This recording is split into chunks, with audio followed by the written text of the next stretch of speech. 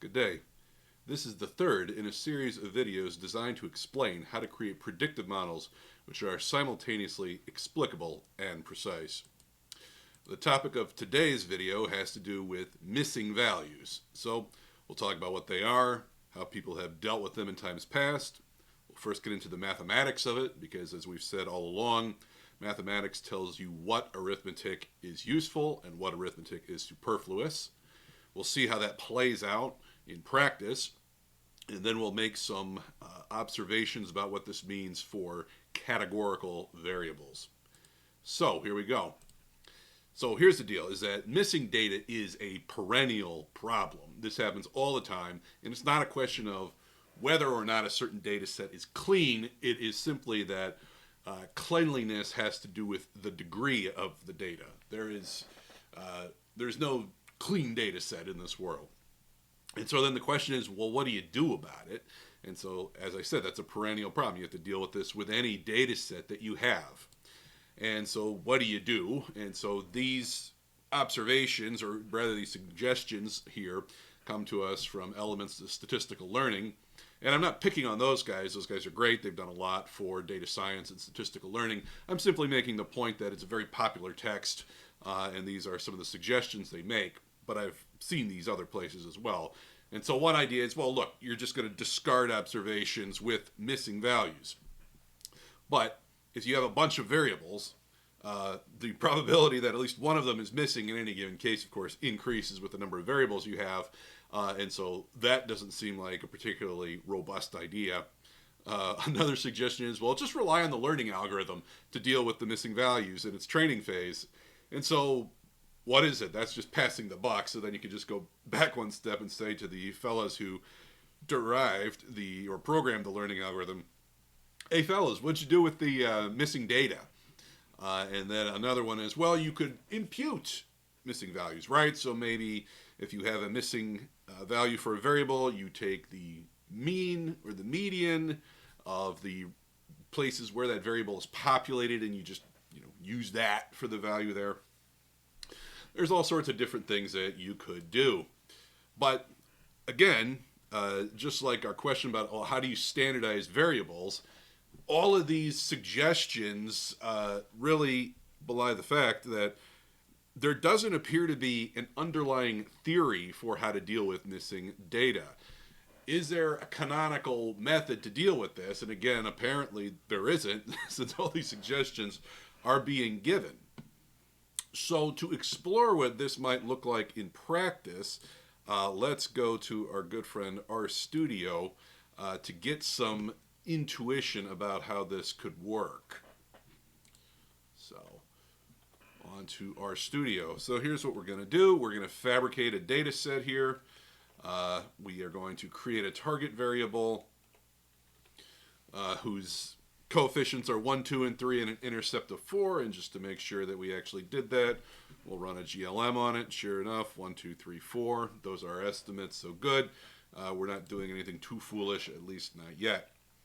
Now, next, to illustrate missing data, what we're going to do is mark some of these observations as missing, and we're going to mark roughly a third of each of the variables as missing. Now, hopefully your data is a little better than that, but hey, you know how it goes.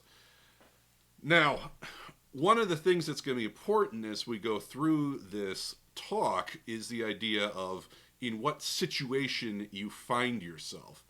As far as I know, everybody loves the situation. And if you don't love the situation, I want to make you love the situation. And so here's the deal, is that we have 3 missing variables, and therefore there are 8 situations. In the first case, all of the variables are populated, yes. In the second case, well, the first one's missing, but 2 and 3 are there. In the second case, the second one's missing, but 1 and 3 are there. The third case, or rather the fourth case, the third one is missing, but 1 and 2 are there, and so on. Well, what you can do in order to keep track of which situation is in play for any given record is you can think about these indicators, these missing indicators, saying, is the first guy missing? Is the second guy missing? Is the third guy missing? You can take those indicators and multiply them by powers of 2 and add them up. And what will happen is you will get a unique value depending on who's populated and who's not. And so just to give you an example of this, so situation 3, 1 and 2 are missing. Situation 0, all of them are populated because it's false, false, false times powers of 2. Situation 1, the first guy is missing, the other 2 are populated, and so on. Here in situation 4, 1 and 2 are populated, 3 is missing, and so on.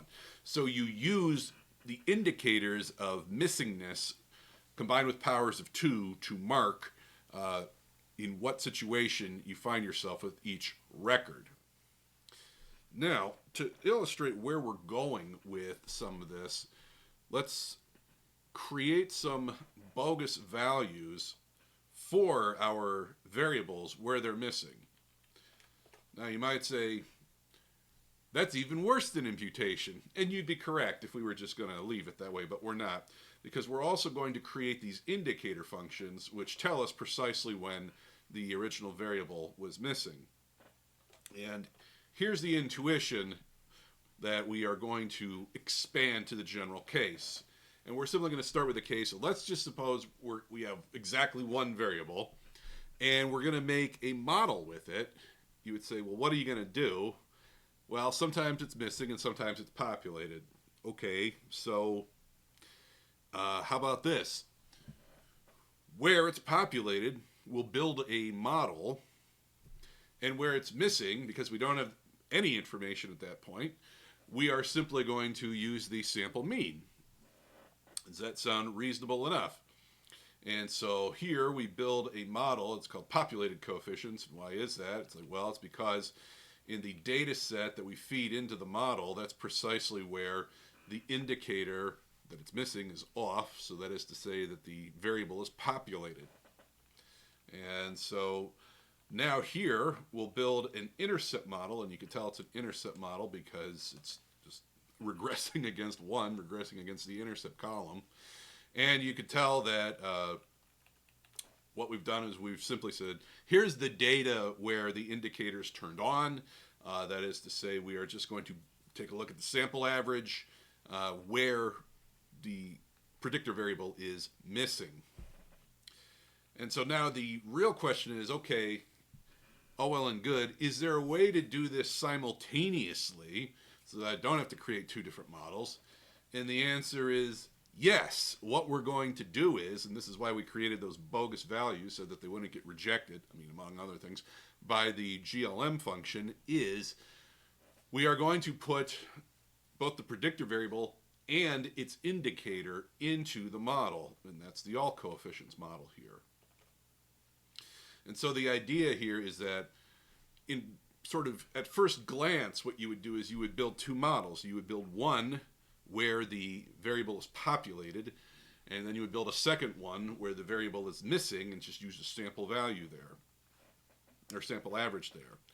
But in fact, if you regress against both the variable and its indicator, and then you just put some dummy value in for where the original variable is missing, you will get back the same model. And so what do I mean by the same model? Well, what I mean is take a look at these coefficients coming out of each of the models. And you say, look, in the case where we used all of the data, where it was populated and where it wasn't, look, the coefficient coming out on X is exactly the same. And the intercept is coming out exactly the same.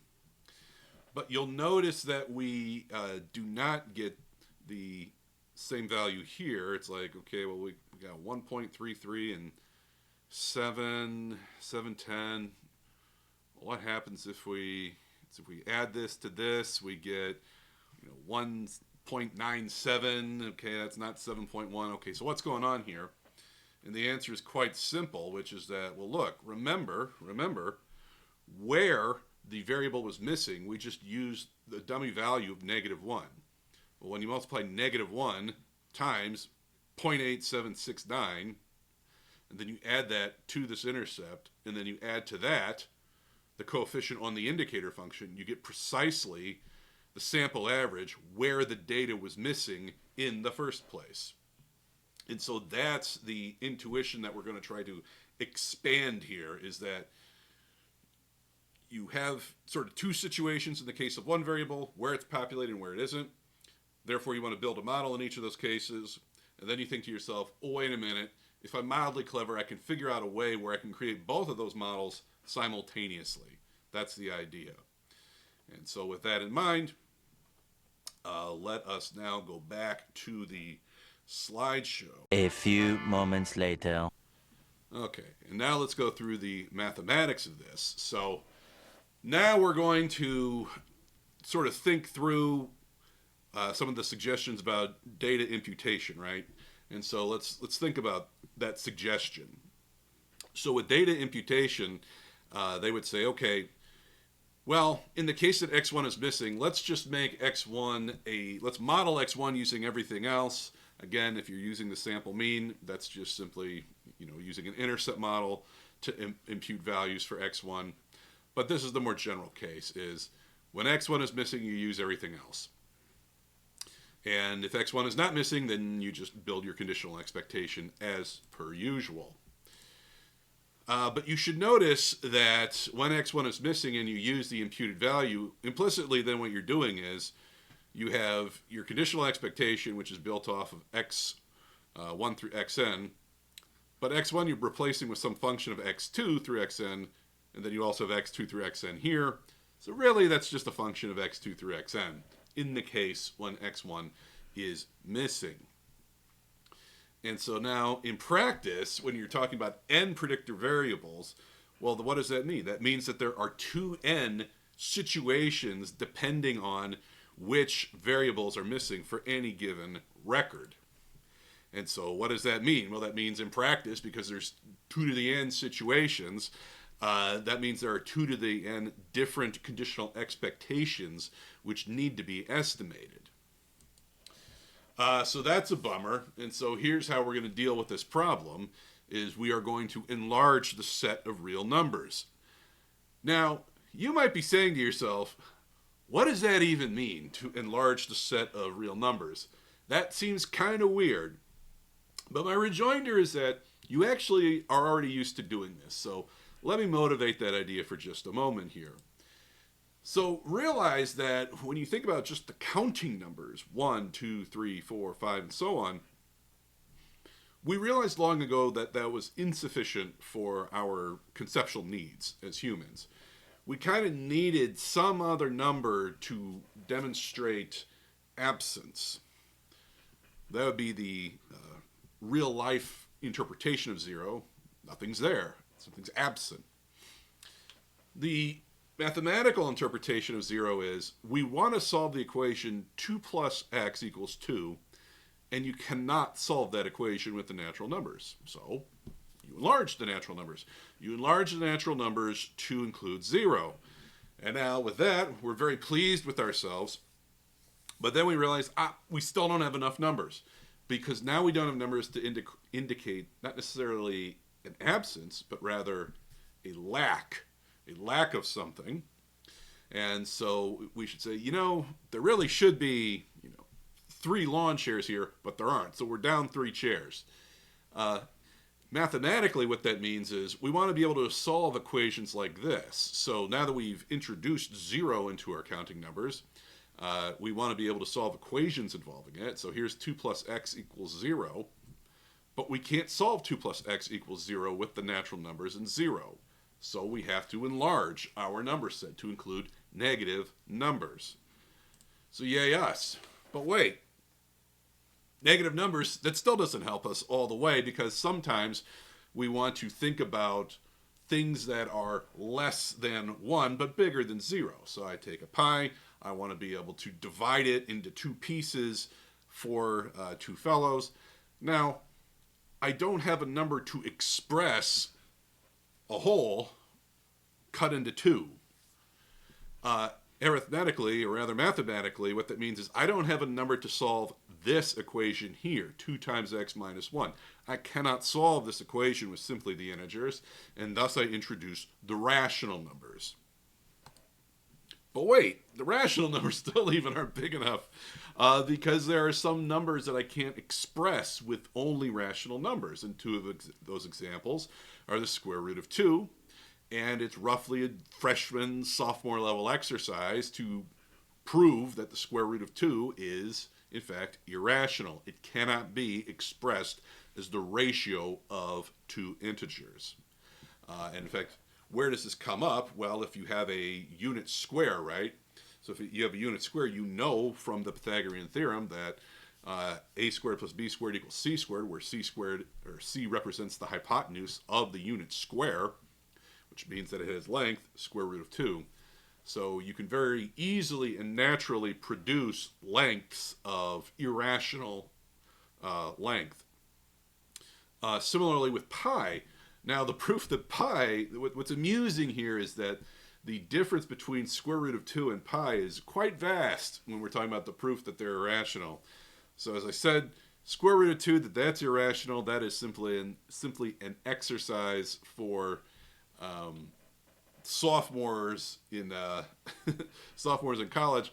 It took until about 1768 for Lambert, using continued fractions, to prove that pi was in fact irrational. So we enlarge our numbers yet again, and so going through such exercises, that is how we get up, we build up to the real line.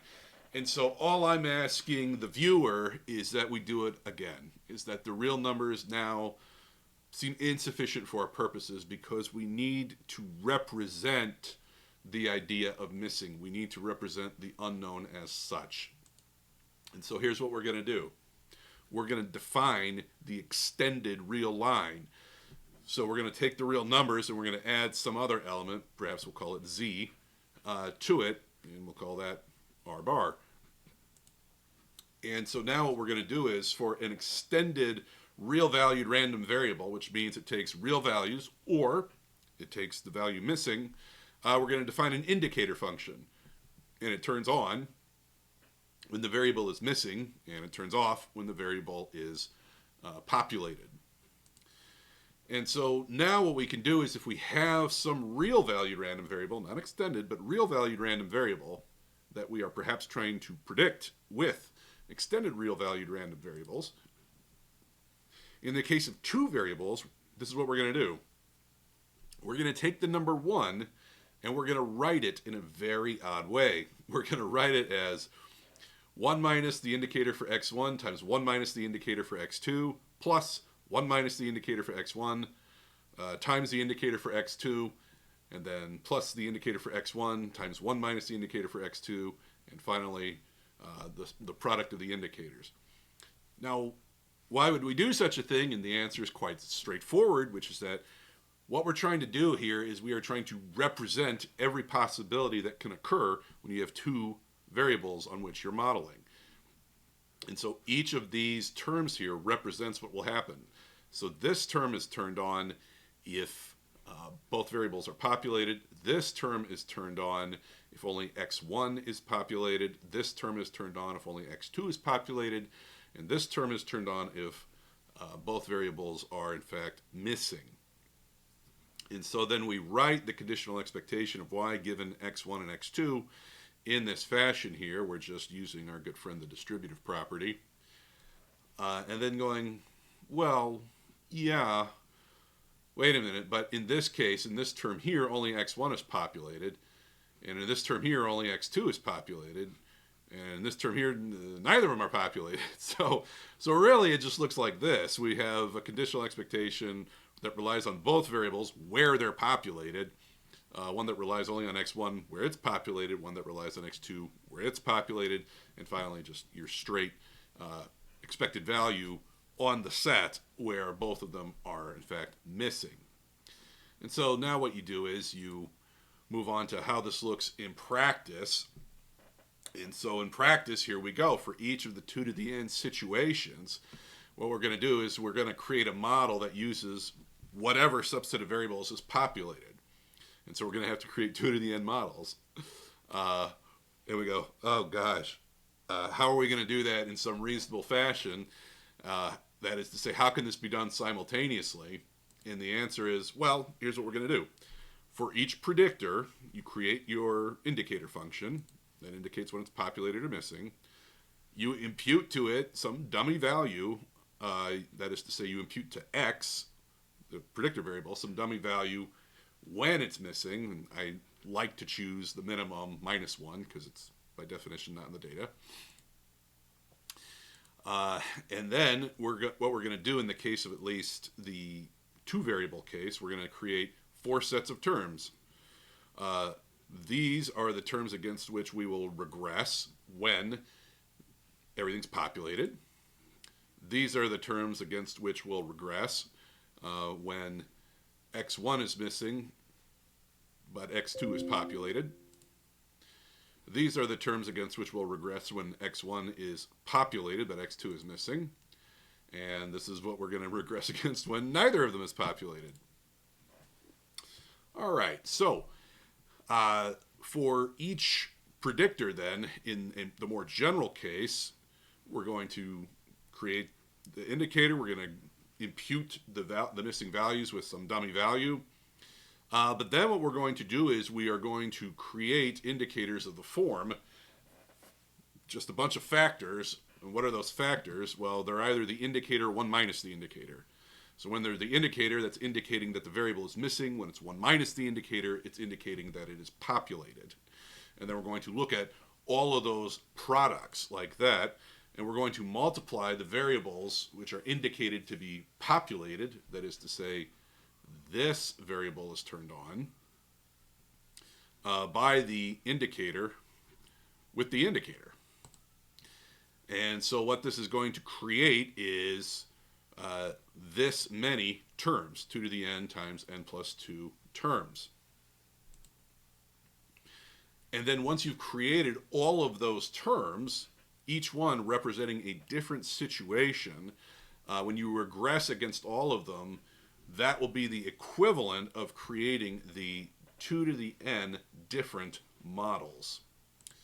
So, again, let's go back to our good friend, RStudio, and see how this looks in practice. So, bringing up RStudio.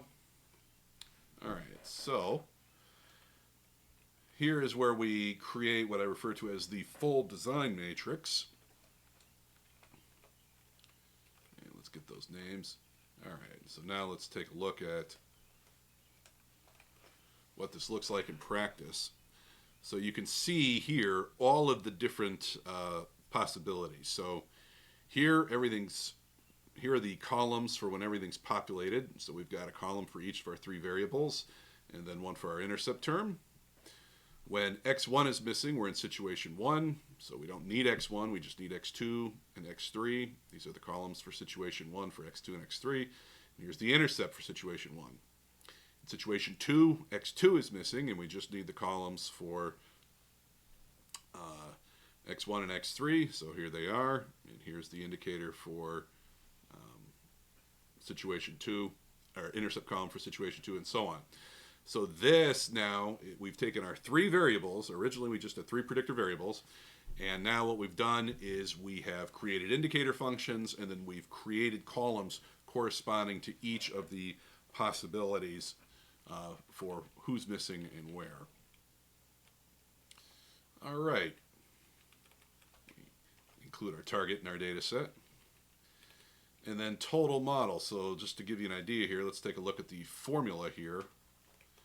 So I've got the target, and now I've got the variables for situation where everything is populated, the variables for the situation when x1 is missing, the variables for the situation when x2 is missing, all the way down to just this guy, which is the situation when everybody's missing.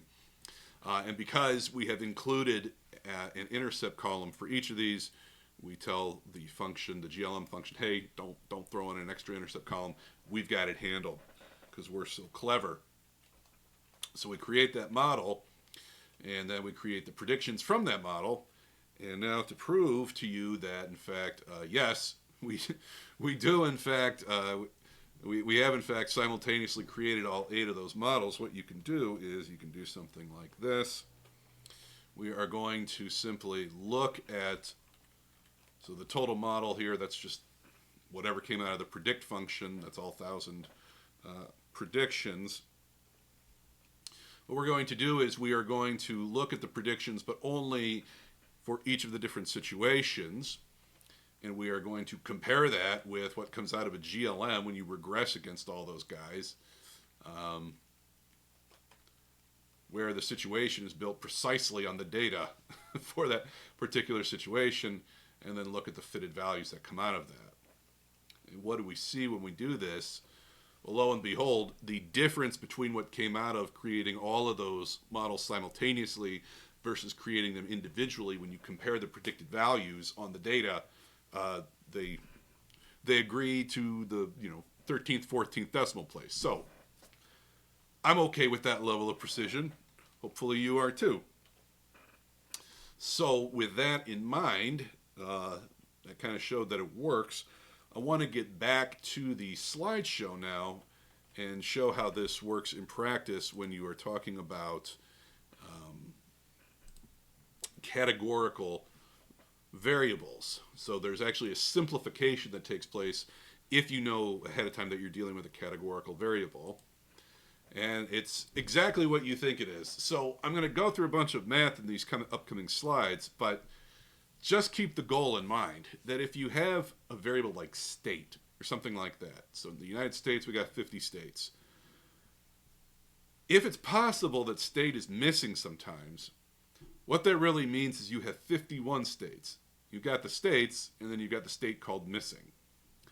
And it goes just like that. So what you're about to see is a formalization of that idea. So if you suppose that x is a categorical variable with 3 variables and is sometimes missing, you go, all right, well, if x is a categorical variable with 3 values, what does that mean? Well, what that means is there's actually 3 binary variables, but, because the original variable x is sometimes missing, that means that sometimes we don't know what the value of x1, x2, and x3 are, where x1 is the binary variable corresponding to the first value of x, x2 is the binary variable corresponding to the second value, x3 is the binary variable corresponding to the third value. So x being a categorical variable with 3 values and sometimes missing really means that we have these 3 variables which take values 0 and 1 and missing. So we just do what we usually do. We're going to create, for each of these binary variables, we're going to create indicator variables indicating when they're missing. We're going to impute some value to them, like -1. And then, if xk is missing for some k, it appears to us, we go, wait a minute, if xk is missing for some k, well, what that means is that xk is missing for all k, right? Because if x1 was missing and x2 was populated and equal to 1, then you know that x1 is equal to 0. So that wouldn't make any sense. Because x1, x2, and x3 all relate back to a single variable, all of them are missing when the original variable is missing, and none of them are missing when the original variable is populated. And so that's an important observation. And so what that means then is that, yes, you thought you were clever creating these indicator functions here, but in fact they're all identical. They're all either 0 all at the same time or 1 all at the same time. And so what does that mean? It means that when you take those different products of the indicator functions, or 1 minus the indicator functions, all of those products are identically 0 except in 2 cases. Except in 2 cases, this one and this one right here. All right, well, all well and good. Now you make the same argument with a categorical variable that takes n values. And what that means is if it takes n values and sometimes missing, what that means really is that there are n binary variables, x1 through xn, which take values 0, 1, and missing. So again, you go through the same process. You go, all right, well, let's create the indicators for where they're missing. Let's impute the missing values of x with a dummy value, say, the minimum minus 1. So in that case, just minus 1. We have the same observation. We go, if xk is missing for some k, it's missing for all k. That means all of the indicators are identical, and therefore only these two products of indicators will ever not be identically 0. Good to know. So, how does that help us? Well, what that means is that, among other things, we can show that, in fact, 1 minus the product of all the indicators is equal to the product of 1 minus the indicators. So that's good to know. And so what that means then is that we can create these variables here, and that will be the totality of what we actually need. And then we have another aha moment. We go, wait a minute. In this particular case, the imputed value doesn't matter and may be taken to be 0. And then, moreover, we realize, well, wait a minute. That means that if we take the imputed value to be 0, that means that each one of these guys here, x1 times 1 minus I, that just equals xk for all k. So including this additional factor here in the term, that's not helping us at all. And then because this is really just a bunch of xk's and xi, and we know that xi, or I rather, equals 1 precisely when everything's missing, but when everything's missing, all these guys are 0. What that means is that the sum of these guys is identically 1. So what does that mean? Well, we've got we have n plus 1 binary variables whose sum is always 1. So what does that mean? It means that really we just got a categorical variable with n plus 1 values, and it's always populated. And so in the case that you're dealing with a categorical variable, the simplification is very straightforward. You just treat missing like the n plus first category, and then you move on with your life. So, what did we learn? Well, what we learned was that, in fact, there is a canonical mechanism to handle missing data. We don't have to wring our hands and go, well, this author says this, and this guy said that, and my professor said this, and in some cases it's good to do that and this. It's like, no. We don't have to go through all that. We can simply go, there is a canonical way to handle this stuff. You do not have to resort to complicated imputation methods. All you need are dummy values and products of missing indicators, and you're in business.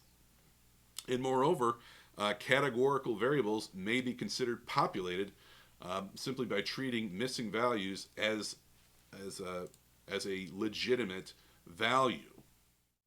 I hope you found this video useful. Please place any questions in the comments. I am Ian Dieters, and I thank you for watching Full Metal Analysis.